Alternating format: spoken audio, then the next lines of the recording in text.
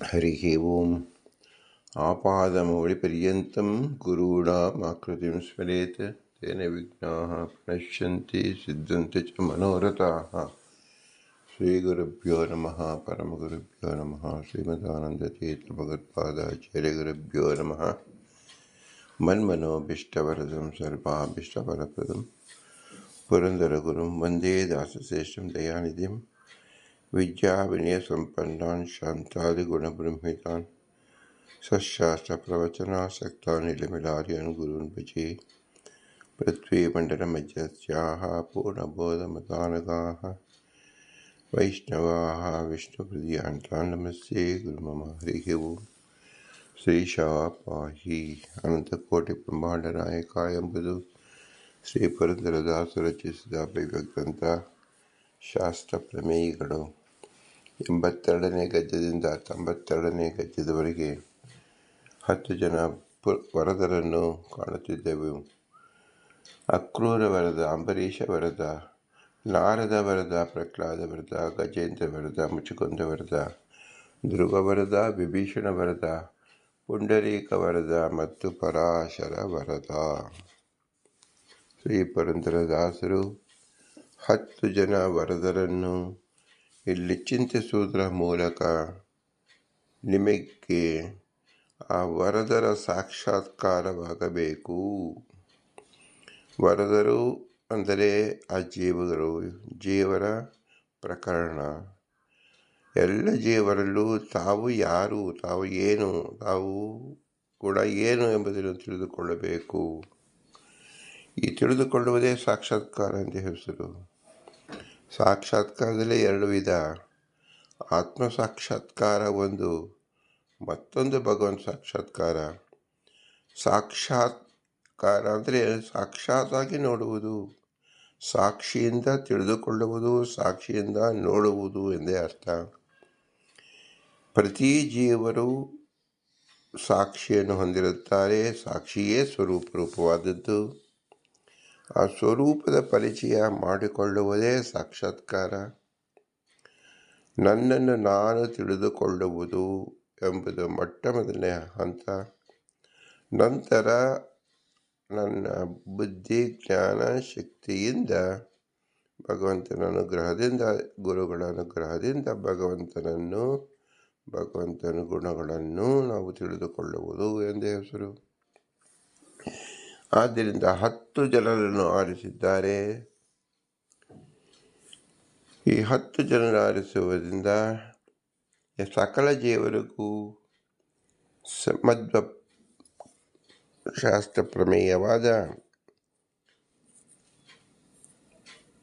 ಜೀವ ಅನಂತ ಗುಣದಲ್ಲಿದ್ದಾರೆ ಮತ್ತು ಭಿನ್ನರಾಗಿದ್ದಾರೆ, ಹರೆಯ ಅನುಚರರಾಗಿದ್ದಾರೆ ಎಂಬ 3 ಲಕ್ಷಣವನ್ನು ಒಂದೇ ಜ್ಞಾನದಿಂದ ನಮಗೆ ತಿಳಿಸಿಕೊಟ್ಟಂತೆ ಆಗುತ್ತದೆ. ಈ ಭಿನ್ನತೆ ಮತ್ತು ವಿಲಕ್ಷಣತ್ವ ಹೇಗೆ ಸಾಧ್ಯ ಅಂದರೆ ತಾರತಮ್ಯ ಭಾವನೆಯಿಂದ ಸಾಧ್ಯ. ತಾರತಮ್ಯ ಭಾವನೆ ಹೇಗೆ ಉಂಟಾಯಿತು ಅಂದರೆ ಅದು ಸ್ವರೂಪಗತ. ತಾರತಮ್ಯ ಭಾವನೆ ಅಂದರೆ ಏನು? ನೀಚೋಚ ಭಾವ. ಆದ್ದರಿಂದ ಈಗ ನೀಚ ಉಚ್ಚ ಎಂಬತಕ್ಕಂಥದ್ದು ಯಾರಿಗೆ ಇರುತ್ತೆ ಸಾಧ್ಯ ಅಂದರೆ ಜೀವರುಗಳಲ್ಲಿ ನಾವು ಕಾಣಬೇಕು. ಪರಮೇಶ್ವರನಲ್ಲಿ ಇಲ್ಲ, ಜಡದಲ್ಲಿ ಇಲ್ಲ ಎಂದು ನಾವು ತಿಳಿಯಬೇಕು. ಭಗವಂತನಲ್ಲಿ ತಾರತಮ್ಯ ನೇಹ ನಾನಾಸಿ ಕಿಂಚನ ಎನ್ನುವುದೇ ಇರುವುದರಿಂದ ಭಗವಂತನಲ್ಲೂ ಜೀವರ ಎಷ್ಟು ರೂಪಗಳಿದೆಯೋ ಇದಕ್ಕೂ ಹೆಚ್ಚಿನ ಅನಂತ ರೂಪದಿಂದ ಇರತಕ್ಕಂಥವನು ಭಗವಂತ. ಏಕೆ? ಅನಂತ ಜೀವರಲ್ಲಿ ಪ್ರತಿಬಿಂಬರಾದ ಜೀವರಲ್ಲಿ ಬಿಂಬನಾಗಿ ಇದ್ದಾನೆ. ಒಂದು ಅನಂತ ಜಡಗಳ ಕಣಗಳ ಏನಿದೆ ಆ ಕಣಗಳಲ್ಲೂ ಸಹ ಭಗವಂತ ಕಣದಲ್ಲಿ ಒಳಗೆ ಪ್ರವೇಶ ಮಾಡಿ ಇದ್ದಾನೆ. ಆದ್ದರಿಂದ ಜಡಕ್ಕೆ ನಾವು ಬಿಂಬರೂಪ ಅಂತ ಹೇಳಬಾರದು. ಏಕೆಂದರೆ ಭಗವಂತ ಜಡ ಅಲ್ಲ, ಭಗವಂತ ಚೇತನ. ಆದ್ದರಿಂದ ಬಿಂಬ ಪ್ರತಿಬಿಂಬ ಹೇಳಬೇಕಾದ್ದು ಕೇವಲ ಜೀವ ಮತ್ತು ಭಗವಂತನಿಗೆ ಮಾತ್ರ. ನಮ್ಮ ಶರೀರ, ನಾವು ನೆರಳನ್ನು ನೋಡುತ್ತೇವೆ. ನಮ್ಮ ಶರೀರವೂ ಜಡ, ನೆರಳು ಸಹ ಜಡ. ಇದು ಬಿಂಬ ಪ್ರತಿಬಿಂಬಕ್ಕೆ ತಿಳ್ಕೊಳ್ಳೋದಕ್ಕೆ ಹೇಳ್ತೀವಿ ಹೊರತು ನಾವು ಇಲ್ಲಿ ಪ್ರತಿಬಿಂಬ ಅಂತ ಹೇಳೋದು ಇದು ಕೇವಲ ನೆರಳು. ಬಿಂಬ ಪ್ರತಿಬಿಂಬದ ಮುಖ್ಯ ಲಕ್ಷಣ ಏನು? ಸ್ವಾಧೀನವಾಗಿರ್ತಕ್ಕಂಥದ್ದು, ಸದೃಶವಾಗಿರ್ತಕ್ಕಂಥದ್ದು ಮತ್ತು ಭಿನ್ನವಾಗಿರ್ತಕ್ಕಂಥದ್ದು ಎಂದರ್ಥ. ಈ ಭಿನ್ನತೆ ಉಂಟಾದದ್ದು ತಾರತಮ್ಯ ಭಾವನೆಯಿಂದ. ಭಗವಂತನಲ್ಲಿ ತಾರತಮ್ಯ ಭಾವನೆ ಉಂಟು ಅಂದರೆ ಭಗವಂತನಲ್ಲಿ ಇಲ್ಲ. ಹಾಗಾದರೆ ಭಗವಂತನ ಅನಂತ ರೂಪಗಳನ್ನು ನಾವು ಹೇಗೆ ಚಿಂತಿಸುವುದು ಎಂಬುದನ್ನು ನಾವು ಚಿಂತಿಸುತ್ತಿದ್ದೆವು. ಭಗವಂತ ಮತ್ತು ಭಗವಂತನ ಅವತಾರಗಳಿಗೆ ಭೇದವೇ ಇಲ್ಲ. ಹಾಗಾದರೆ ನಾವು ವ್ಯವಹಾರ ಮಾಡುತ್ತೇವಲ್ಲ, ಇದು ಸುಳ್ಳೇರು, ಇದು ವಿಶೇಷ ಬಲದಿಂದ ವ್ಯವಹಾರ ಮಾಡುತ್ತೇವೆ ಎಂಬುದನ್ನು ನಿನ್ನೆ ಪ್ರಸ್ತಾಪ ಮಾಡಿದ್ದನ್ನು ಇವತ್ತು ಮುಂದುವರಿಸ್ತಾ ಇದ್ದೇವೆ. ಭಗವಂತ ಸರ್ವರೂಪಗಳು ಸಮಗ್ರ ಬ್ರಹ್ಮಸ್ವರೂಪಗಳೇ ಆದರೆ ಪ್ರತಿರೂಪಗಳು ಪೂರ್ಣ ರೂಪಗಳಾದರೆ ಇವನು ಮತ್ಸ್ಯನು, ಇವನು ಕೂರ್ಮನು ಎಂಬ ಭೇದದ ಜ್ಞಾನ ಹೇಗೆ ಬರುತ್ತೆ? ಈ ಜ್ಞಾನ ಭ್ರಾಂತಿ ಆಗಬೇಕಾಗುತ್ತದೆ. ಅಂದರೆ ಎಲ್ಲ ರೂಪಗಳು ಬ್ರಹ್ಮ ಸ್ವರೂಪಗಳಾದ ಮೇಲೆ ಒಂದೇ ಆಯಿತು. ಪುನಃ ಇದು ಮತ್ಸ್ಯ, ಇದು ಕೂರ್ಮ ಎಂಬ ಭೇದ ಜ್ಞಾನ ಬಂದಲ್ಲಿ ಅದು ಭ್ರಾಂತಿಯ ಆಗುವುದು ಎಂಬ ಭಾವ. ಪರಮಾತ್ಮನಿಗೆ ವಿಶೇಷ ಬಲದಿಂದ ಅಭೇದವಿದ್ದರೂ ಭೇದ ವ್ಯವಹಾರ ಮಾಡಲು ಬರುತ್ತದೆ ಎಂಬ ಶಂಕೆ ಮಾಡುವುದು ಸರಿಯಲ್ಲ. ಹೇಗೆಂದರೆ ಘಟವು ತನ್ನಲ್ಲಿಯೇ ಯಾವ ದ್ರವ್ಯಭಾವಿಯಾದ ಧರ್ಮಗಳು, ರೂಪ, ರಸ, ಗಂಧ ಮೊದಲಾದವುಗಳು ಈ ಧರ್ಮಗಳಿಂದ ಸವಿಶೇಷ ಭಿನ್ನವಾದರೂ ವಿಶೇಷ ಬಲದಿಂದ ಇದು ಘಟ, ಇದು ರೂಪ, ಇದು ರಸ ಎಂಬ ವ್ಯವಹಾರ ಬರುವುದಾದರೂ ಸಮಗ್ರ ಘಟದಿಂದ ಸಮಗ್ರ ಘಟಕ್ಕೆ, ಆ ಘಟದಿಂದ ಅದೇ ಘಟಕ್ಕೆ ನಿರ್ವಿಶೇಷ ಭೇದ ಇರುವುದರಿಂದ, ಯಾವ ವಿಶೇಷವೂ ಇಲ್ಲದಿರುವುದರಿಂದ ಹೇಗೆ ಆ ಘಟಕ್ಕೆ ಅದೇ ಘಟದಿಂದ ಭೇದ ವ್ಯವಹಾರ ಮಾಡಲು ಬರುವುದಿಲ್ಲವೋ ಅದರಂತೆ ಸಮಗ್ರ ಬ್ರಹ್ಮನಿಗೆ ಸಮಗ್ರ ಬ್ರಹ್ಮನಿಂದ ನಿರ್ವಿಶೇಷ ಭೇದ ಇರುವುದರಿಂದ ಭೇದ ವ್ಯವಹಾರ ಮಾಡಲು ಬರುವುದಿಲ್ಲ ಎಂಬ ಶಂಕೆ ಬಂದರೆ ಅದಕ್ಕೆ ಸಮಾಧಾನವು ಏನು? ಅತ್ಯಂತ ಅಭಿನ್ನ ಪದಾರ್ಥದಲ್ಲಿ ನಿರ್ವಿಶೇಷ ಭೇದ ಇರುವುದರಿಂದ ಭೇದ ವ್ಯವಹಾರ ಕೂಡದಿದ್ದರೂ ಪರಮಾತ್ಮನಲ್ಲಿ ಅಚಿಂತ್ಯ ಐಶ್ವರ್ಯ ಬಲದಿಂದ ಎಲ್ಲ ರೂಪಗಳಿಗೂ ಪ್ರತ್ಯೇಕ ಒಂದೊಂದು ರೂಪಕ್ಕೂ ಸಮಗ್ರತ್ವ ಪೂರ್ಣತ್ವ ಇದ್ದರೂ ಅಲ್ಲಿ ವಿಶೇಷವೂ ಇದೆ. ತನ್ನಿಮಿತ್ತ ಮತ್ತೆ ಕೂರ್ಮಾದಿಗಳಿಗೆ ಭೇದ ವ್ಯವಹಾರ ಕೂಡುತ್ತದೆ. ಹೇಗೆ? ಪೂರ್ವಕಾಲ ಎಂಬಲ್ಲಿ ಪೂರ್ವತ್ವವು ಅವಚ್ಛೇದಕ. ಈ ಪೂರ್ವತ್ವ ಪೂರ್ವಕಾಲದಿಂದ ಭಿನ್ನವೂ ಅಲ್ಲ. ಪೂರ್ವಾದಿ ಶಬ್ದಗಳು ಕಾಲವಿಶೇಷದಲ್ಲಿಯೇ ಗೃಹೀತವಾಗಿರುವ ಸಂಗತಿ ಉಳ್ಳಗಳಾಗಿದೆ. ಅಂದರೆ ಪೂರ್ವ ಮೊದಲಾದ ಶಬ್ದಗಳು ಪೂರ್ವಕಾಲವೆಂದು ಕಾಲವಿಶೇಷವನ್ನು ತಿಳಿಸಿಕೊಡುತ್ತದೆ. ಗತ್ಯಂತರ ಇಲ್ಲದಿರುವುದರಿಂದ ಅವಚ್ಛೇದ್ಯವು ಪೂರ್ವಕಾಲವೇ ಆಗುತ್ತದೆ. ಪೂರ್ವಕಾಲ ಎಂಬಲ್ಲಿ ಪೂರ್ವತ್ವ ಎಂಬುದು ಅವಚ್ಛೇದಕವು, ಪೂರ್ವಕಾಲವು ಅವಚ್ಛೇದ್ಯವು. ವರ್ತಮಾನ ಭವಿಷ್ಯತ್ ಕಾಲಗಳಿಗೆ ಪೂರ್ವತ್ವ ಅವಚ್ಛೇದಕವು ಆಗಲಾರದು. ಅವಚ್ಛೇದಕ ಅವಚ್ಛೇದ್ಯಗಳು ಭೇದವನ್ನು ಅಪೇಕ್ಷಿಸುತ್ತದೆ. ಆದರೆ ಪೂರ್ವಕಾಲಗಳಿಗೆ ಭೇದವಿಲ್ಲ. ಭೇದ ಪ್ರತಿನಿಧಿ ವಿಶೇಷ ಇದೆ ಅಂತ ಹೇಳಲು ಬರುವುದಿಲ್ಲ. ಅವಳಿಗೆ ಅತ್ಯಂತ ಅಭೇದವೇ ಇರುತ್ತದೆ. ಆದ ಕಾರಣ ಸಮಗ್ರ ಕಾಲ ಪೂರ್ವಕಾಲದಲ್ಲಿಯೇ ಅವಚ್ಛೇದಕ ಘಟಕ ವಿಶೇಷವನ್ನು ಈಶಾ ಅಚಿಂತ್ಯ ಶಕ್ತಿಯಿಂದ ಅಂಗೀಕರಿಸಬೇಕೆಂದು ವ್ಯವಹಾರ ಅನ್ಯಥಾ ಅನುಪಪತ್ತಿ ಬಲದಿಂದಲೂ ಅನುಭವ ಬಲದಿಂದಲೂ ಸಿದ್ಧವು.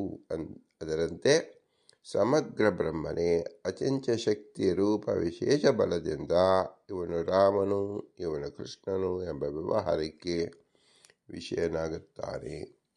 ಪರಮಾತ್ಮನಿಯ ವಿಶೇಷವು ಲೋಕವಿಲಕ್ಷಣ. ಇವೆರಡು ವಿಷಯದಲ್ಲಿ ಪ್ರಮಾಣ ಪೂರ್ವವದ್ವಾ ಎಂಬತಕ್ಕಂಥದ್ದು ಯಾವ ಸಾಧನಾಧ್ಯಾಯದಲ್ಲಿರ್ತಕ್ಕಂಥ ಒಂದು ಸೂತ್ರ 3.2.30 ಸೂತ್ರ ಭಾಷ್ಯದಲ್ಲಿ ಒಂದೇ ಕಾಲವೇ ಪೂರ್ವ ಎಂದ ಅವಚ್ಛೇದ್ಯವೂ ಅವಚ್ಛೇದಕವೂ ಆಗುತ್ತದೆ.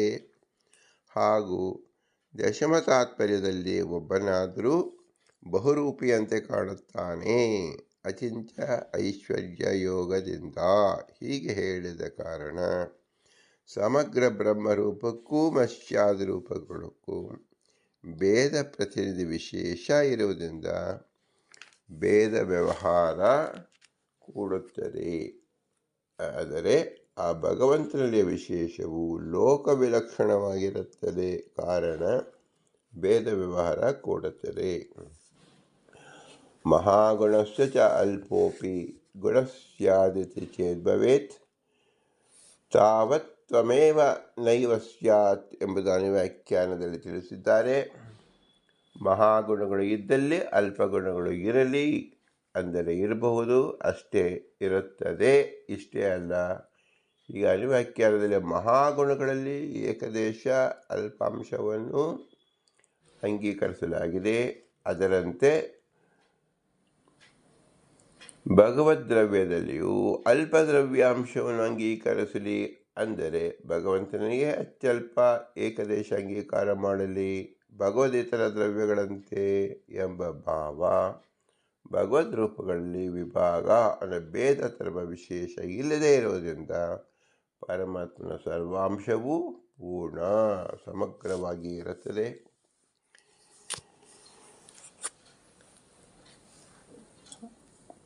ಅದೇನೆಂದರೆ ಭಗವಂತ ದ್ರವ್ಯನು, ಅವನಲ್ಲಿ ಭೇದ ಇಲ್ಲದಿದ್ದರೂ ಭಗವದ್ಗುಣಗಳಲ್ಲಿ ಏಕದೇಶ ಗುಣಗಳಿಗೆ ಗುಣಾಂಶ ಅಂಗೀಕಾರ ಮಾಡದೇ ಹೋದರೆ ತೃಣ ಎತ್ತುವ ವಿಷಯದಲ್ಲಿ ಪರ್ವತ ಎತ್ತಲು ಬೇಕಾದ ಬಲದ ವಿನಿಯೋಗ ಮಾಡಬೇಕಾದೀತು ಎಂಬ ಆಪತ್ತಿ ಬರುವುದರಿಂದ ಪರಮಾತ್ಮನ ಬಲದಿಂದಲೂ ಸಮಗ್ರತೆ ಹೇಳುವುದು ಅಕುಶಲತನವಾದೀತೆಂದು ದೋಷ ಬರುತ್ತದೆ.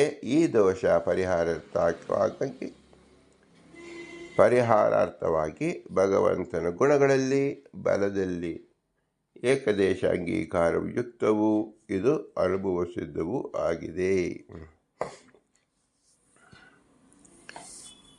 ಇದನ್ನು ನಾವು ವಿಶೇಷವಾಗಿ ನಮ್ಮ ದೈನಂದಿಕದಲ್ಲಿ ಹೇಗೆ ನಾವು ಭಗವಂತನನ್ನು ಅವನ ಅನಂತ ರೂಪಗಳಿಗೆ ಅಭೇದವನ್ನು ಇದೆ ಎಂಬುದು ಚಿಂತಿಸುವುದಕ್ಕೆ ಒಂದು ಉದಾಹರಣೆ ನಾವು ಕಾಣಬಹುದು. ಒಬ್ಬ ವ್ಯಕ್ತಿ ಇದ್ದಾನೆ. ಅವನು ಒಬ್ಬನಿಗೆ ಗಂಡ, ಒಬ್ಬನಿಗೆ ಅಣ್ಣ, ಒಬ್ಬನಿಗೆ ತಮ್ಮ, ಒಬ್ಬನಿಗೆ ತಂದೆ, ಒಬ್ಬನಿಗೆ ತಾತ, ಒಬ್ಬನಿಗೆ ಮಗ, ಒಬ್ಬನಿಗೆ ಮರಿಮಗ, ಇನ್ನೊಬ್ಬನಿಗೆ ಭಾವ, ಇನ್ನೊಬ್ಬನಿಗೆ ಶರ್ಕ, ಇನ್ನೊಬ್ಬನಿಗೆ ಮಾವ, ಇನ್ನೊಬ್ಬನಿಗೆ ಅಳಿಯ. ಹೀಗೆ ಒಂದೇ ವ್ಯಕ್ತಿ ಬೇರೆ ಬೇರೆ ಜನಗಳಿಂದ 10 ಸಂಬಂಧಗಳನ್ನು ಒಬ್ಬ ವ್ಯಕ್ತಿಗೆ ನಾವು ಹಚ್ಚಬಹುದು. ಆ ವ್ಯಕ್ತಿಯಲ್ಲಿ ಮಾವ ಅಂತ ಹೇಳ್ತಕ್ಕಂಥ ವ್ಯಕ್ತಿಗೆ ಇವನೇ ಅಳಿಯ ಆಗಿರತಕ್ಕಂಥ ಅವನಿಗೆ ನಾವು ಭಾವ ಮತ್ತು ಅಳಿಯ, ಅಣ್ಣ ಮತ್ತು ತಮ್ಮ ಲೋಕದಲ್ಲಿ ಭಿನ್ನ. ಆದರೆ ಭಗವಂತನಲ್ಲಿ ನಾವು ಕಾಣುವಾಗ ಎಲ್ಲವೂ ಒಬ್ಬನೇ, ಅವನಲ್ಲಿ ಎಲ್ಲ ಸಂಬಂಧವೂ ಇದೆ. ಹೇಗೆ ಒಬ್ಬ ವ್ಯಕ್ತಿಯಲ್ಲಿ 10 ಸಂಬಂಧವನ್ನು ನಾವು ಲೋಕದಲ್ಲಿ ಕಾಣುತ್ತೇವೆಯೋ, ಮಾವನೆಂದಾಗ ಮಾವನ ಗುಣ, ಅಳಿಯನೆಂದಾಗ ಅಳಿಯನ ಗುಣ, ಗಂಡನೆಂದಾಗ ಗಂಡನ ಗುಣ, ಮಗನೆಂದಾಗ ಮಗನ ಗುಣ, ಅಣ್ಣನೆಂದಾಗ ಅಣ್ಣನ ಗುಣ, ತಮ್ಮನೆಂದಾಗ ತಮ್ಮನ ಗುಣ. ಈ ಎಲ್ಲ ಸಂಬಂಧಗಳು ಒಬ್ಬ ವ್ಯಕ್ತಿಯಲ್ಲಿ ಇದೆ. ಈ ದೇಹದ ಯಾವ ಭಾಗ ಮಾವ, ಯಾವ ಭಾಗ ಅಳಿಯ ಎಂದು ಹೇಳಿಕೆ ಸಾಧ್ಯವೇನು?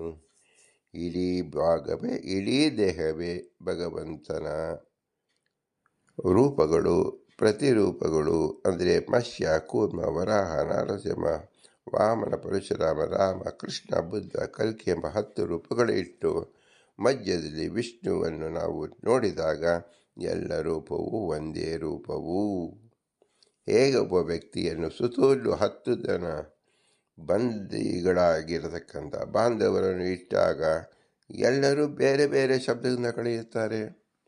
ಒಬ್ಬನೇ ವ್ಯಕ್ತಿ, ಒಬ್ಬನಿಗೆ ತಂದೆ, ಒಬ್ಬನಿಗೆ ಮಗ, ಒಬ್ಬನಿಗೆ ಅಣ್ಣ, ಒಬ್ಬನಿಗೆ ತಮ್ಮ, ಒಬ್ಬನಿಗೆ ಗಂಡ, ಒಬ್ಬನಿಗೆ ಮೈದ, ಒಬ್ಬನಿಗೆ ಮಾವ, ಒಬ್ಬನಿಗೆ ಅಳಿಯ. ಈ ರೀತಿಯಲ್ಲಿ 10 ಜನ. ಇದೇ ಮತ್ಸ್ಯಾವತಾರ. ಒಂದೇ ವ್ಯಕ್ತಿಯಲ್ಲಿ ಅನಂತ ರೂಪವನ್ನು ಹೇಗೆ ಕಾಣಲು ಸಾಧ್ಯ ಎಂಬುದನ್ನು ನಾವು ನಿತ್ಯ ವ್ಯವಹಾರದಲ್ಲಿ ಕಾಣುತ್ತೇವೆ. ಅದರಂತೆ ಒಬ್ಬ ವ್ಯಕ್ತಿಯನ್ನು ಬಿಟ್ಟು ಒಂದು ಪದಾರ್ಥವನ್ನು ನೋಡಿ, ಒಬ್ಬರಿಗೆ ಒಂದು ಇಷ್ಟ, ಇನ್ನೊಬ್ಬರಿಗೆ ಅನಿಷ್ಟ, ಎಲ್ಲ ಗುಣಗಳು ಸಹ ಒಂದು ಪದಾರ್ಥದಲ್ಲಿ ನಮಗೆ ಕಾಣಕ್ಕೆ ಬರುತ್ತದೆ. ಇದನ್ನು ನಾವು ಏನು ತೋರಿಸ್ಕೊಟ್ಟಾಗ ಆಗ್ತಾ ಇದೆ ಎಂದರೆ ಅವಚ್ಛೇದಕ ಗುಣ ಎಂಬತಕ್ಕಂಥದ್ದು ಏಕ ವ್ಯಕ್ತಿ ನಿಷ್ಠವಾಗಿರುವುದಕ್ಕೆ ಉದಾಹರಣೆ ಮಾತ್ರ. ಇದನ್ನು ಒಬ್ಬ ವ್ಯಕ್ತಿ ಹೇಗೆ ನಿರ್ವಹಿಸುತ್ತಿದ್ದಾನೆ ಎಂಬುದು ಜೀವನಲ್ಲಿ ಅಯೋಗ್ಯತೆ ಇಲ್ಲ, ಭಗವಂತನಲ್ಲಿ ಅಯೋಗ್ಯತೆ ಇದೆ. ಆ ಯೋಗ್ಯತೆಯನ್ನು ತಿಳಿಸುವ ಗುಣ ಅಚಿಂತ್ಯಾದ್ಭುತ ಶಕ್ತಿ. ಭಗವಂತನೊಂದು ಐಶ್ವರ್ಯದಲ್ಲಿ ಅಚಿಂತ್ಯ ಅದ್ಭುತ ಶಕ್ತಿ ಅಂತ ನಾವು ಏನು ಶಬ್ದವನ್ನು ಹೇಳುತ್ತೇವೆ, ಆ ಶಕ್ತಿಯಿಂದ ಭಗವಂತ ಅನಂತ ರೂಪಗಳಾದರೂ ಏಕರೂಪದಲ್ಲಿ ಕಾಣಿಸುತ್ತಾನೆ. ಮತ್ಸ್ಯ ರೂಪದಲ್ಲಿ, ಕೂರ್ಮ, ವರಾಹ, ನರಸಿಂಹ, ಪರಶುರಾಮ, ರಾಮ, ಕೃಷ್ಣ, ಬುದ್ಧ, ಕಲ್ಕಿ ರೂಪದಲ್ಲಿ ಕಾಣಿಸುತ್ತಾನೆ. ಈ ರೂಪವೂ ಇರುತ್ತದೆ, ಮೂಲ ರೂಪವೂ ಇರುತ್ತದೆ. ಇದು ಹೇಗೆ ಸಾಧ್ಯ? ಭಗವಂತನ ಅಚಿಂತ್ಯ ಅದ್ಭುತ ಶಕ್ತಿ. ನಾವು ಎಲ್ಲ ಸಮಸ್ಯೆಗಳಿಗೂ ಸಹ ಶಾಸ್ತ್ರದಲ್ಲಿ ನಮ್ಮ ಯೋಗ್ಯತೆ ಮೀರಿ ಯಾವ ಉತ್ತರವನ್ನು ಕಂಡುಕೊಳ್ಳಬೇಕಾದರೆ ಅದು ಕೇವಲ ಭಗವಂತನ ಅಚಿಂತ್ಯ ಅದ್ಭುತ ಶಕ್ತಿ ಎಂಬ ಉತ್ತರದಿಂದಲೇ ನಾವು ಸಮಸ್ತ ಸಂಶಯವನ್ನು ನಿವಾರಣೆ ಮಾಡಿಕೊಳ್ಳಬಹುದು. ಅದನ್ನು ಲೋಕದ ವ್ಯವಹಾರದಲ್ಲೂ ಕಿಂಚಿತ್ ಸ್ವಲ್ಪ ರೂಪದಲ್ಲಿ ನಾವು ಕೊಡೋಕ್ಕೆ ಸಾಧ್ಯ. ಆದರೆ ಸಾಕಲ್ಯನ ಭಗವಂತನಲ್ಲೇ ಕಾಣಬೇಕು. ಯಾಕಂದರೆ ಭಗವಂತ ಅನಂತ ಕಾಲಕ್ಕೂ ಅನಂತನಾಗಿ ಅನಂತ ಗುಣಗಳಿಂದ ಕೂಡಿರುವ ಇದನ್ನು ಶಾಸ್ತ್ರದ ಆಧಾರದಲ್ಲೂ ನಾವು ತಿಳಿಯಬೇಕು. ಭಗವಂತನ ದ್ರವ್ಯಾಂಶದಲ್ಲಿ ಮಾತ್ರ ಹೇಳಲು ಬರುವುದಿಲ್ಲ. ಅಂದರೆ ಒಂದೊಂದು ಅಂಶದಲ್ಲಿಯೂ ಪೂರ್ಣತ್ವ, ಸಮಗ್ರ ಬ್ರಹ್ಮತ್ವ, ಐಶ್ವರ್ಯ ದ್ಯೋತಕವಾಗಿದೆ. ಯತೈವ ಕೃಷ್ಣಸ್ಯ ಬ್ರಹ್ಮತಾ ಕಿಲಃ ಎಂಬುದನ್ನು ವ್ಯಾಖ್ಯಾನ ಶ್ಲೋಕ.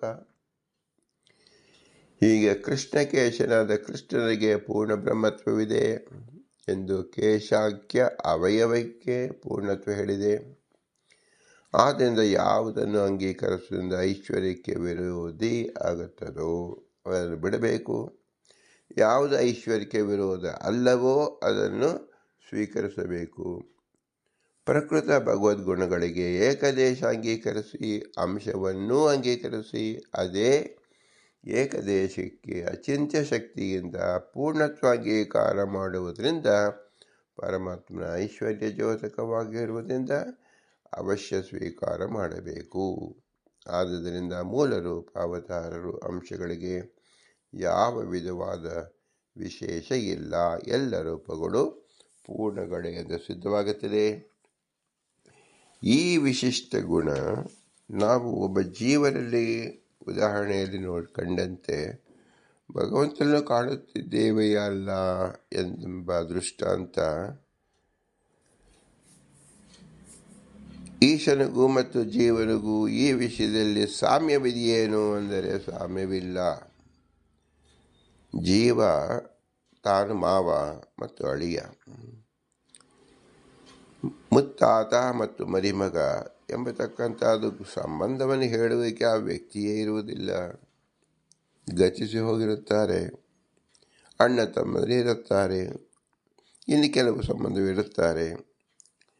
ಆ ಸಂಬಂಧವಿದ್ದರೂ ಸಹ ಏಕ ವ್ಯಕ್ತಿನಿಷ್ಠ ಸಂಬಂಧಗಳನ್ನು ನಾವು ಸೂಚಿಸುವಾಗ ಅವಚ್ಛೇದ್ಯ ಮತ್ತು ಅವಚ್ಛೇದಕ ಧರ್ಮವನ್ನು ಹೇಗೆ ಗ್ರಹಿಸಬೇಕು ಎಂಬುದಕ್ಕೋಸ್ಕರ ನಾವು ದೃಷ್ಟಾಂತವೇ ಹೊರತು ಸಾಮರ್ಥ್ಯ ಜೀವನಲ್ಲಿ ಇದೆ ಎಂದು ಹೇಳಕ್ಕೆ ಬರುವುದಿಲ್ಲ. ಭಗವಂತನಲ್ಲಿ ಆ ಸಾಮರ್ಥ್ಯವಿದೆ. ಅದನ್ನು ಅಚಿಂತ್ಯ ಅದ್ಭುತ ಶಕ್ತಿ ಸಾಮರ್ಥ್ಯ ಎಂದು ಶಾಸ್ತ್ರದಲ್ಲಿ ತಿಳಿಸಲ್ಪಟ್ಟಿದ್ದಾರೆ. ಆದ್ದರಿಂದ ಜೀವನದಿಂದ ವಿಲಕ್ಷಣವಾಗಿರ್ತಕ್ಕಂಥದ್ದು ಭಗವಂತನ ಯೋಗ್ಯತಾ, ಭಗವಂತನ ಲಕ್ಷಣ. ಕಾಲ ನಿತ್ಯವಾಗಿದ್ದರೂ ನಾವು ಒಂದು ಕಾಲದಲ್ಲಿ ಪೂರ್ವಕಾಲ, ಭವಿಷ್ಯತ್ ಕಾಲ, ಉತ್ತರ ಕಾಲ ಅಂಥೇಳಿ ವಿಭಾಗ ಮಾಡಿ ಹೇಳ್ತಾ ಇದ್ದೀವಿ. ನಿತ್ಯವಾಗಿದ್ದು ಅವಚ್ಛೇದಕವಾಗಿದ್ದು ಅವಚ್ಛೇದ್ಯವಾಗಿ ಹೇಗೆ ಪೂರ್ವಕಾಲ ಅಂತ ಹೇಳುತ್ತೇವೆ ಅಂದರೆ, ಕಾಲದಲ್ಲಿಯ ಒಂದು ಭಾಗವೇ ಪೂರ್ವಕಾಲ, ಕಾಲದಲ್ಲಿಯ ಒಂದು ಕಾಲವೇ ಭವಿಷ್ಯತ್ ಕಾಲ, ಉತ್ತರ ಕಾಲ. ಇದನ್ನು ನಾವು ಯಾತಕ್ಕೋಸ್ಕರವಾಗಿ ಹೀಗೆ ಪರಿಚ್ಛೇದ ಅಂದರೆ ಅವಚ್ಛೇದ್ಯ ಅವಚ್ಛೇದಕವನ್ನು ಮಾಡಿ ತೋರಿಸ್ತಾ ಇದ್ದೀವಿ ಅಂದರೆ ನಮ್ಮ ತಿಳುವಳಿಕೆ ಅರ್ಥವಾಗಬೇಕು ಅಂತ. ಉದಾಹರಣೆಗೆ ನಮ್ಮ ಶಬ್ದಗಳನ್ನು ಒಂದು ಶಬ್ದ ಆದಮೇಲೆ ಇನ್ನೊಂದು ಶಬ್ದವನ್ನು ಪ್ರಯೋಗ ಮಾಡುತ್ತೇವೆ. ಎಲ್ಲ ಶಬ್ದವನ್ನು ಒಟ್ಟಿಗೆ ಶಬ್ದ ಪ್ರಯೋಗ ಮಾಡಿದರೆ ಅದು ಯಾವ ಕರ್ಣಗಳಿಗೂ ಅಂದರೆ ಕಿವಿಗಳಿಗೂ ಕೇಳಲು ಸಾಮರ್ಥ್ಯವೇ ಇರುವುದಿಲ್ಲ.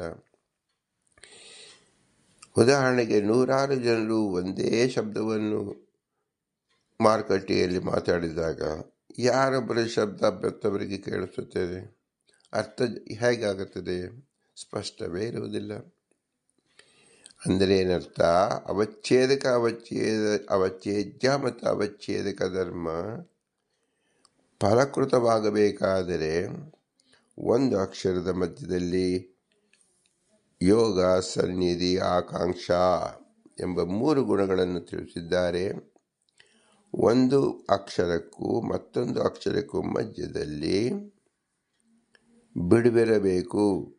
ಕಾಲದಲ್ಲಿ ಬೇರೆ ಕಾಲವನ್ನು ನಾವು ಅಪೇಕ್ಷೆ ಮಾಡಬೇಕು. ಒಂದೇ ಕಾಲದಲ್ಲಿ ಹೇಳಿಬಿಟ್ಟರೆ ಅದು ಕಾರ್ಯಕಾರಿಯೇ ಆಗುವುದಿಲ್ಲ. ಅಂದರೆ ಏನು ಹೇಳಬೇಕು ಅದು ತಿಳಿಸುವುದಕ್ಕೆ ಸಾಧ್ಯವಿಲ್ಲ. ನನಗೆ ದುಃಖವಾಗುತ್ತಿದೆ ಎಂಬತಕ್ಕಂಥ 8-10 ಅಕ್ಷರಗಳನ್ನು ಒಂದೇ ಅಕ್ಷರ ಹೇಗೆ ತಾನೇ ಹೇಳಲು ಸಾಧ್ಯ? 8 ಜನರು ಒಟ್ಟಿಗೆ ಹೇಳಿದರೆ ಸಾಧ್ಯ. ಒಬ್ಬನೇ ವ್ಯಕ್ತಿ 8 ಅಕ್ಷರಗಳನ್ನು 8 ಕ್ರಮವಾಗಿ ಹೇಳಲು ಸಾಧ್ಯವೇನು? ಜೀವನಲ್ಲಿ ಸಾಧ್ಯವಿಲ್ಲ. ಆದರೆ 8 ಜನರಿಂದ ಹೇಗೆ ಸಾಧ್ಯವೋ ಹಾಗೆ ಭಗವಂತ ಒಬ್ಬನಲ್ಲಿ ಗೀತೋಪದೇಶ ಮಾಡುತ್ತಾನೆ, ಇನ್ನೊಬ್ಬನಲ್ಲಿ ಶಸ್ತ್ರಾಭ್ಯಾಸ ಮಾಡಿಸುತ್ತಾನೆ, ಇನ್ನೊಬ್ಬನಿಗೆ ಮಗನಾಗಿರುತ್ತಾನೆ, ಇನ್ನೊಬ್ಬನಿಗೆ ಗುರುವಾಗಿರುತ್ತಾನೆ, ಇನ್ನೊಬ್ಬನಲ್ಲಿ ಸೃಷ್ಟಿ ಮಾಡುತ್ತಾನೆ, ಇನ್ನೊಬ್ಬ ಸ್ಥಿತಿ ಮಾಡುತ್ತಾನೆ, ಇನ್ನೊಬ್ಬನಲ್ಲಿ ವಿನಾಶ ಮಾಡುತ್ತಾನೆ, ಜ್ಞಾನ ಪ್ರಚಾರ ಮಾಡುತ್ತಾನೆ. ಸೃಷ್ಟಾದಿ ಅಷ್ಟಕರ್ತತ್ವವನ್ನು ವಿಷ್ಣುರೇವ ಸದ್ಲಕ್ಷಣಂ. ಭಗವಂತನದೇ ಗುಣ 8 ಗುಣವು. ಇದೆಲ್ಲವೂ ಸಹಜವಾದ ಗುಣ ಭಗವಂತನಲ್ಲಿ ಮಾತ್ರ ಕಾಣುವುದು. ಹೇಗೆ ಶಾಸ್ತ್ರದಲ್ಲಿ ಹೇಳಲ್ಪಟ್ಟಿದೆಯೋ ಅದರಂತೆ ಆ ಗುಣಕ್ಕೆ ಪ್ರತಿನಿಧಿಯಾದ ರೂಪಗಳು ಭಗವಂತನಿಂದ ಭಿನ್ನವಾಗಿ ಕಂಡರೂ ಅಭಿನ್ನ ರೂಪಗಳೇ ಅಂತ ಚಿಂತನೆ ಮಾಡಬೇಕು.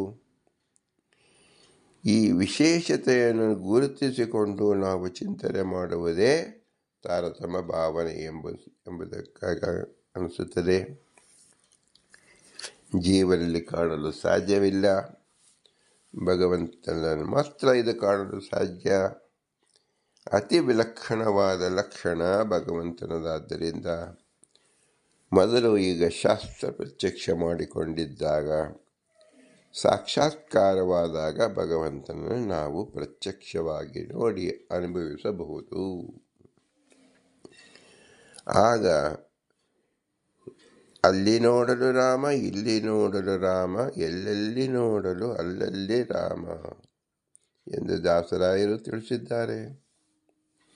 ಅವರು ವಿಶ್ವದ ಉಪಾಸಕರಾಗಿದ್ದಾಗ ಭಗವಂತನು ವಿಶ್ವದೆಲ್ಲೆಡೆ ಭಗವಂತನನ್ನು ವಿಶ್ವನಾಥನನ್ನು ಕಾಣುವ ಧೀಮಂತ ವ್ಯಕ್ತಿಗಳು ದಾಸರಾಯರು. ಅವರ ಯೋಗ್ಯತಾ ಚಿಂತನೆ ಅಪರಿಮಿತವಾಗಿರುತ್ತದೆ. ಭಗವಂತ ತಾನು ದಿವ್ಯ ಜ್ಞಾನವನ್ನು ಕೊಟ್ಟು ತಾನು ಎಲ್ಲ ಕಡೆ ಇರುವುದನ್ನು ತೋರಿಸಿಕೊಡುತ್ತಾನೆ. ಎಂದು ಭಗವಂತ ತೋರಿಸಿಕೊಳ್ಳುತ್ತಾನೋ ಅದೇ ವಿಶ್ವರೂಪ ಎಂದ ಹೆಸರು.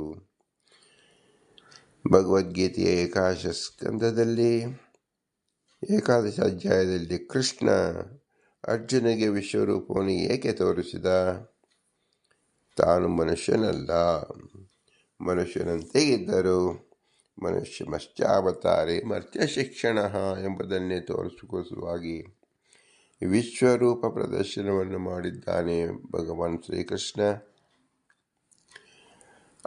ಆ ವಿಶ್ವರೂಪವನ್ನು ಕಂಡ ಅರ್ಜುನ ಎಷ್ಟು ಕಾಲ ನೋಡಿದ, ಏನನ್ನು ನೋಡಿದ? ಅವರೊಬ್ಬನೇ ನೋಡಿದ್ದೇನೇನು ಅಂದರೆ ಅವನ ಜೊತೆಯಲ್ಲಿ ಭೀಮಸೇನ ನೋಡಿದ್ದಾನೆ, ದ್ರೌಪದಿ ನೋಡಿದ್ದಾಳೆ, ಇತರ ದೇವತೆಗಳು ನೋಡಿದ್ದಾರೆ, ಬ್ರಹ್ಮಾದಿ ದೇವತೆಗಳು ನೋಡಿದ್ದಾರೆ.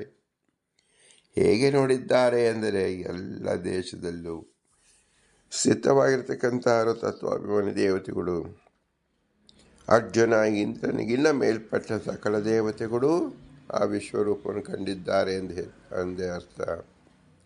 ಮತ್ತು ಅರ್ಜುನಿಗಿಂತ ಕೆಳಗಿದ್ದವರು ಸಂಜಯ ಮುಂತಾದವರು ಸಹ ಭಗವಂತ ದಿವ್ಯ ದೃಷ್ಟಿಯಿಂದ ಕಾಣಿಸಿದ್ದಾನೆ. ನಾವು ಇದನ್ನು ತಿಳಿದುಕೊಂಡಾಗ ಭಗವಂತನ ಅನಂತ ರೂಪಗಳು ಏಕರೂಪದಲ್ಲಿ ಕಾಣುವುದೊಂದೇನರ್ಥ? ವಿಶ್ವರೂಪ ದರ್ಶನ. ಇದು ಯಾವುದಾದ್ರೂ ಜೀವರಲ್ಲಿ ಹೇಳಲು ಸಾಧ್ಯವೇನು? ಸಾಧ್ಯವಿಲ್ಲ. ಆದ್ದರಿಂದ ಭಗವಂತ ಮತ್ತು ಭಗವಂತನ ಅವತಾರಗಳಿಗೆ ಅತ್ಯಂತ ಅಭೇದವನ್ನು ನಾವು ಚಿಂತಿಸಬೇಕು. ಎಲ್ಲ ಕಡೆ ಸ್ಥಾಪಿತನಾಗಿರತಕ್ಕಂಥ ಭಗವಂತನಿಗೆ ತನ್ನೇ ಜತೆ ಅಂತ ಹೇಳಿ ಈಶಾವಾಸ್ಯ ಉಪನಿಷತ್ತಲ್ಲಿ ತಿಳಿಸಿದೆ. ಎಲ್ಲ ಕಡೆ ಸ್ಥಾಪಿತನಾಗಿರ್ತಕ್ಕಂಥ ಭಗವಂತನಿಗೆ ಅಲ್ಲಿ ಹೋಗುತ್ತಾನೆ, ಇಲ್ಲಿ ಬರುತ್ತಾನೆ, ಅಲ್ಲಿ ನೋಡುತ್ತಾನೆ, ಇಲ್ಲಿ ಕೇಳುತ್ತಾನೆ ಎಂಬುದೇನು ಹೇಳೋಕ್ಕೆ ಬರುವುದಿಲ್ಲ. ಏಕೆಂದರೆ ಎಲ್ಲ ಕಡೆ ವ್ಯಾಪಿಸಿರತಕ್ಕಂಥ ಭಗವಂತ ಓಡುವುದಾದರೂ ಹೇಗೆ? ಈ ಸ್ಥಳವನ್ನು ಬಿಟ್ಟು ಹೋಗಬೇಕು ಅನ್ನೋ ಬಿಡುವ ದೇಶವೇ ಇಲ್ಲ, ಸೇರುವ ದೇಶವೇ ಇಲ್ಲ. ಎಲ್ಲ ದೇಶದಲ್ಲೂ ಪರಿಪೂರ್ಣನಾಗಿದ್ದಾನೆ. ಆದರೂ ತಾನು ನಡೆದಂತೆ, ತಾನು ಓಡಿದಂತೆ, ತಾನು ದೃಶ್ಯವಾದಂತೆ, ತಾನು ಅದೃಶ್ಯವಾದಂತೆ ಕಾಣಿಸಿಕೊಳ್ಳುತ್ತಾನೆ. ಇದು ಹೇಗೆ ಸಾಧ್ಯ? ಅಚಿಂತ್ಯದ್ಭುತ ಶಕ್ತಿ. ಈ ಶಕ್ತಿ ಯಾವ ಜೀವರಲ್ಲೂ ಇಲ್ಲ. ಭಗವಂತನ ವಿಶೇಷ ಅನುಗ್ರಹದಿಂದ ಬ್ರಹ್ಮಾದಿ ದೇವತೆಗಳು ನಮ್ಮ ಕಣ್ಣಿಗೆ ಕಾಣದೆ ನಮ್ಮ ಶರೀರದಲ್ಲೇ ಇದ್ದು ಕೆಲಸವನ್ನು ಮಾಡುತ್ತಿದ್ದಾರೆ. ಹೀಗೆ ಅನಂತ ಶರೀರದಲ್ಲಿ ಇದ್ದು ಅಭಿಮಾನಿತ್ವೇನ ಕೆಲಸ ಮಾಡುತ್ತಿದ್ದಾರೆ. ಅದು ಭಗವಂತ ಕೊಟ್ಟ ದಿವ್ಯ ಶಕ್ತಿ. ಆದ್ದರಿಂದ ದಿವ್ಯ ಶಕ್ತಿ ಕೊಟ್ಟಂಥ ಭಗವಂತನ ನಾವು ಧ್ಯಾನಿಸಬೇಕೇ ಹೊರತು ಎಲ್ಲಿ ಪ್ರಯೋಗ ಮಾಡಿ ಯಾವ ಜೀವನಲ್ಲಿ ನಡೀತಿದ್ದೀವೋ ನಾವು ಅದನ್ನು ಮುಖ್ಯವಾಗಿ ಗಮನಿಸಬಾರದು. ಇಲ್ಲಿ ಮುಖ್ಯ ತಾತ್ಪರ್ಯ ಭಗವಂತ ಮತ್ತು ಭಗವಂತನ ಅವತಾರಗಳಿಗಾಗಲಿ ಭಗವಂತನ ಅಶೇಷವಾದ ಅನಂತ ರೂಪಗಳಿಗಾಗಲಿ ಭಿನ್ನತೆ ಇಲ್ಲ. ಎಲ್ಲವೂ ಅಭಿನ್ನವಾದರೂ ಭಿನ್ನವಾಗಿ ತೋರಿಸಿಕೊಳ್ಳುತ್ತಾನೆ. ಇದು ಭಗವಂತನ ಅಚಿಂತ್ಯದ್ಭುತ ಶಕ್ತಿ ವಿಶೇಷ ಎಂದು ತಿಳಿಯುವುದೇ ತಾರತಮ್ಯ ದ್ಯೋತಕ. ಇಂತಹ ವಿಶೇಷ ಜ್ಞಾನವನ್ನು ಒದಗಿಸಲು ಪುರಂದರದಾಸರು 10 ಜನ ವರದರನ್ನು ಚಿಂತಿಸಿದ್ದಾರೆ. 10 ಜನ ವರದರು ದಶರೂಪಕ್ಕೆ, ದಶಾವತಾರಕ್ಕೆ ನಾವು ಕಲ್ಪಿಸಿಕೊಂಡು ನೋಡಿದಾಗ ಒಂದೊಂದು ಅವತಾರವು ಒಂದು ಆಕಾರ ಬೇರೆ, ಕೆಲಸ ಬೇರೆ, ದೇಶ ಬೇರೆ, ಕಾಲ ಬೇರೆ. ಇಷ್ಟಿದ್ದರೂ ಏಕರೂಪವಾಗಿ ಕಾಣಬೇಕು. ಇದನ್ನು ಹೇಗೆ ಕಾಣುವುದು? ಅಕ್ರೂರ ವರದ, ಅಂಬರೀಷ ವರದ, ಮುಚುಕುಂದ ವರದ, ನಾರದ ವರದ, ಹೀಗೆ 10 ಜನ ವರದರು ಯಾರನ್ನು ಪೂಜಿಸಿದರು? ಏನನ್ನು ಪೂಜಿಸಿದರು? ಭಗವಂತನ ಗುಣಗಳನ್ನು ಪೂಜಿಸಿದರು. ಈ ರೀತಿಯಾಗಿ ನಾವು ತಿಳಿದುಕೊಳ್ಳಬೇಕು ಎಂಬುದಾಗಿ ಪುರಂದರದಾಸರು 10 ಜನ ವರದರನ್ನು ಭಗವಂತ ಮತ್ತು ಭಗವಂತನ ರೂಪಗಳಿಗೆ ಅಭೇದ ಚಿಂತನೆಯನ್ನು ಮಾಡುವುದಕ್ಕೋಸ್ಕರವಾಗಿಯೇ 10 ಜನ ವರದರಲ್ಲಿ ಚಿಂತಿಸಿದ್ದಾರೆ ಎಂದು ತಿಳಿಯಬಹುದು. ಇಂತಹ ವಿಶೇಷ ಜ್ಞಾನವನ್ನು ಒದಗಿಸಿದ ಪುರಂದರದಾಸರಿಗೆ ಅನಂತ ನಮಸ್ಕಾರಗಳನ್ನು ಸಲ್ಲಿಸಿ ಅವರ ಅಂತರ್ಯಾಮಿ ಆಗ್ತಕ್ಕಂಥ ಪುರಂದರ ವಿಠಲನಿಗೆ ಭೂಯಿಷ್ಟಾಂತಿ ನಮ್ಮ ಮುಕ್ತಿಮಿದೇಮ ಅಂತ ಹೇಳಿ ಇಂಥ ಶ್ರೇಷ್ಠ ಜ್ಞಾನ ನಮಗೆ ಬರೋಕ್ಕೆ ಸಾಧ್ಯವಾದದ್ದು ಕೇವಲ ಮನುಷ್ಯ ಜನ್ಮದಿಂದ ಮಾತ್ರ. ಈ ಮನುಷ್ಯ ಜನ್ಮಕ್ಕೆ ಕಾರಣರಾದ ತಂದೆ ತಾಯಿ ಅನುಗ್ರಹ ರೂಪವನ್ನು ಚಿಂತಿಸಬೇಕು. ತಂದೆ ತಾಯಿ ಇರುವಿಕೆಗೆ ನೆರವಾದ ಗುರು ಹಿರಿಯರ ಅನುಗ್ರಹ ರೂಪವನ್ನು ಚಿಂತಿಸಬೇಕು. ಇವರಲ್ಲಿ ತತ್ವಾಭಿಮಾನಿ ದೇವತೆಗಳು ನಿಂತು ಈ ಕೆಲಸವನ್ನು ಮಾಡಿಸಿದ್ದಾರೆ. ಅವರದ್ದು ಮಹೋನ್ನತ ಉಪಕಾರ. ನಾವು ಪ್ರಪಂಚದಲ್ಲಿ ಸಣ್ಣ ಸಣ್ಣ ಉಪಕಾರವನ್ನು ನೋಡಿ ಅವರಿಗೆ ನಾವು ಪ್ರತಿಭಟಿಸುತ್ತೇವೆ, ನಮ್ಮ ಅನುಕಂಪನೆ ತೋರಿಸ್ತೇವೆ, ನಾವು ಮರ್ಯಾದೆ ಮಾಡುತ್ತೇವೆ. ದೇವತೆಗಳು ಮಾಡತಕ್ಕಂಥದ್ದು ಹುಟ್ಟಂದಿನಿಂದ ಸಾಯುವ ತನಕವೂ ಪ್ರತಿ ಕ್ಷಣವೂ ಪ್ರತಿ ಇಂದ್ರಿಯಗಳಲ್ಲಿಯೂ ನಿಂತು ಕೆಲಸ ಮಾಡ್ತಾ ಇದ್ದಾರೆ. ನಮ್ಮ ಉಗುರಿನಲ್ಲಿ ವೇದನೆಯಾದರೆ ಆ ವೇದನೆ ಪರಿಹಾರ ಮಾಡತಕ್ಕಂಥವರು ತತ್ವಾಭಿಮಾನಿ ದೇವತೆಗಳು. ಹಾಗೆ ಜೀವನದ ಪ್ರತಿ ನಾಡಿಗಳಲ್ಲಿ ದೇವತೆಗಳು ನಿಂತು ಕೆಲಸ ಮಾಡ್ತಾ ಇದ್ದಾರೆ. ಅವರು ಒಂದು ದಿನ ಒಂದು ಕಾಲದಲ್ಲಿ ಆ ಯಾವುದೇ ನಾಡಿಯಲ್ಲಿ ಕೆಲಸ ಮಾಡಲಿಲ್ಲ ಅಂದರೆ ಮನುಷ್ಯ ಗತಪ್ರಾಣನಾಗುತ್ತಾನೆ. ಇಷ್ಟು ಅಮೂಲ್ಯವಾದ ಅನುಗ್ರಹವನ್ನು ಪಾಲಿಸುತ್ತಿದ್ದರೂ ಸಹ ಮೂಢ ಬುದ್ಧಿಯಾಗಿರ್ತಕ್ಕಂಥ ಜೀವರು ಆ ದೇವತೆಗಳನ್ನೇ ಸ್ಮರಣೆ ಮಾಡುತ್ತಿಲ್ಲ. ಅವರ ಅನುಗ್ರಹ ಅತಿ ವಿಶೇಷವಾದದ್ದು. ಇದನ್ನು ನಾವು ಸದಾ ಜ್ಞಾಪಿಸಿಕೊಳ್ಳಬೇಕು. ಇವರಲ್ಲಿ ಭಾರತೀಪತಿ ವಾಯುದೇವರು ಮುಖ್ಯ ಗುರುಗಳು, ಮೂಲ ಗುರುಗಳು, ವಿಷ್ಣುವಿನ ವಿಶೇಷ ಆಜ್ಞಾಧಾರಕರು. ಸಕಲ ಜೀವರಲ್ಲಿ ನಿಂತು ಉಸಿರನ್ನು ಕೊಟ್ಟು ಶಕ್ತಿ ಕೊಟ್ಟು ಭಗವಂತನ ಎಲ್ಲ ಉಪಕರಣಗಳನ್ನು ಸಾಧನಗಳನ್ನು ಒದಗಿಸಿ ವಾಯುದೇವರು ಭಗವಂತನ ಆರಾಧನೆ ಮಾಡುವುದಕ್ಕೆ ಸಹಾಯ ಮಾಡುತ್ತಿದ್ದಾರೆ. ಇವರ ಗುಣ ಅನಂತ ಅನಂತ ಅನಂತ ರೂಪವಾಗಿರುತ್ತದೆ.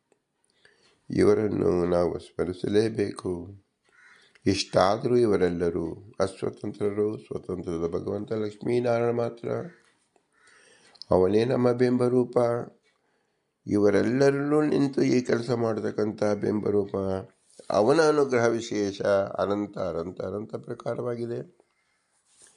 ಇದನ್ನು ಅರಿತುಕೊಳ್ಳುವುದೇ ಬಿಂಬೋಪಾಸನೆ ಎನ್ನುವುದು.